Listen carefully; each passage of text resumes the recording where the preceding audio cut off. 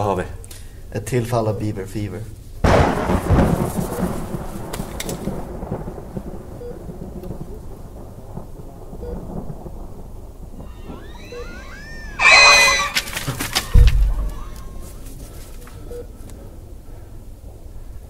Vi har ett allvarligare fall än vad jag trodde. Hon är i riskzonen. Hur ser världen ut? Hon blir allt svagare. Okej. Påbörja ljudbehandling. Okej. Var beredd med baby. Men tror du inte att det är boyfriend?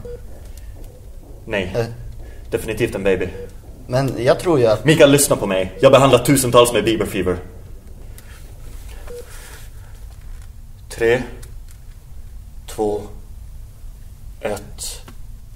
Aktivera! Ser ju bra ut nu. Nej, nu blir det svagare igen.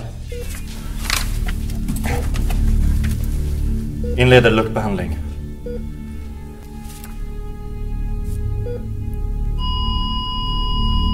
Vi förlorar henne.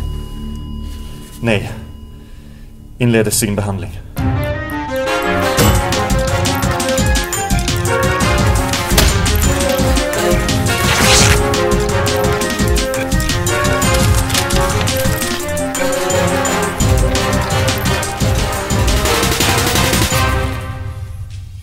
Vad ska vi göra?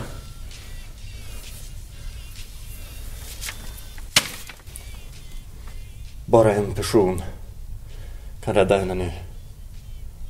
Vem? Telefonen.